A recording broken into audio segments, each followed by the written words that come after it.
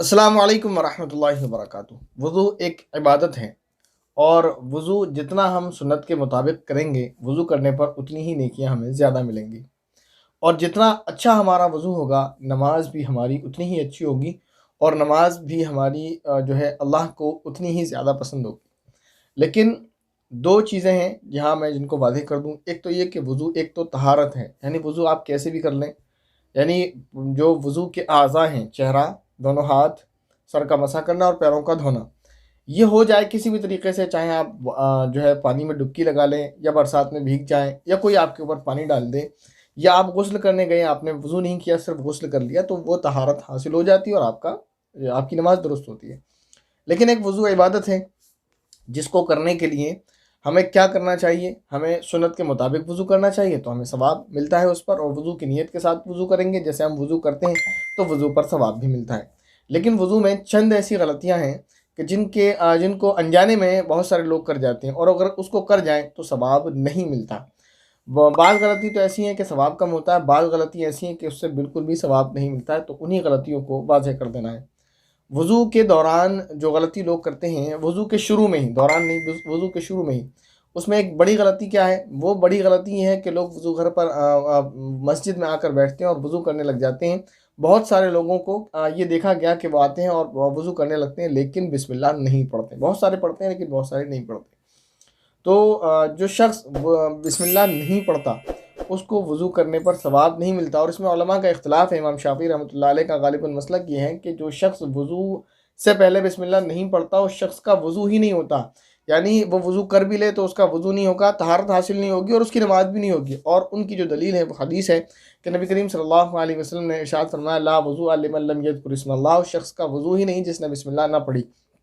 تو یہ ان کی دلیل ہے۔ اس پر ائمہ فقہ کی رائے بھی ہیں کہ جیسے احناف کا مسلک ہے امام ابو حنیفہ رحمۃ اللہ علیہ کا، کہ وہاں مراد وضو کا ثواب ہے، کہ جس شخص نے بسم اللہ نہ پڑھی ہو اس کو وضو کا ثواب نہیں ملتا، یہ مراد نہیں کہ طہارت نہیں ہوتی، وہ اس پر ان کے بھی دلائل ہیں، قرآن کریم کی آیات ہیں۔ بہرحال تو وہ اس بارے میں نہیں جانا کہ کس کی کیا دلیل ہے، لیکن یہ بتانا مقصد ہے کہ بسم اللہ پڑھنا وضو سے پہلے اس کی بہت اہمیت ہے۔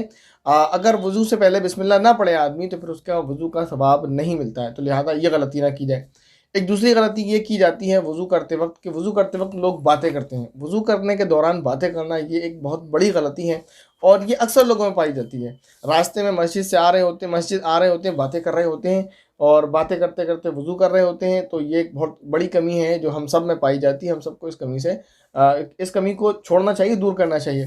اس کو چھوڑنے کا ایک آسان طریقہ اور مجرد طریقہ یہ ہے کہ آپ وضو کر کے گھر سے جائیں، تو گھر سے جب آپ وضو کر کے جائیں گے تو پھر آپ مسجد میں، کیونکہ چند لوگ اکٹھا جمع ہو کر وضو کرتے ہیں تو باتیں ہونے لگتی ہیں، تو گھر سے وضو کر کے جائیں گے، اس کے بہت سارے فائدے ہیں۔ ایک تو یہ کہ آپ وضو کے دوران باتیں کرنے سے بچیں گے۔ الحمدللہ میرا معمول ہے، میں ہمیشہ گھر سے ہی وضو کر کے نکلتا ہوں، اور کافی عرصہ مجھے ہو گیا، کب سے میں نے مسجد میں وضو نہیں کیا میں نہیں جانتا، کافی سال ہو چکے ہیں۔ ہاں، سفر میں کبھی مسجد میں وضو کرنا پڑ جائے، یا کہیں بازار میں ہوں اور وہاں مسجد میں وضو کرنا پڑ جائے اتفاقاً تو اور بات ہے، ورنہ میں جب گھر سے نکلتا ہوں تو وضو کر کے ہی نکلتا ہوں، جب مجھے اندازہ ہوتا ہے کہ نماز کا وقت قریب ہے تو، اور جب نماز کے لیے جانا ہو تو بات کچھ اور ہی ہے کہ پھر باقاعدہ وضو کر کے ہی نکلا جاتا ہے۔ لیکن اگر مجھے بازار جانا ہے اور مجھے اندازہ ہے کہ لوٹنے سے پہلے نماز کا وقت ہو جائے گا تو میں اس وقت میں بھی وضو کر کے ہی گھر سے نکلتا ہوں، تو اس عادت کو اپنایا جائے۔ تو اس سے ایک بڑا فائدہ کیا ہوگا کہ آپ جو ہے وضو کے دوران ہم باتیں کرنے سے بچ جائیں گے۔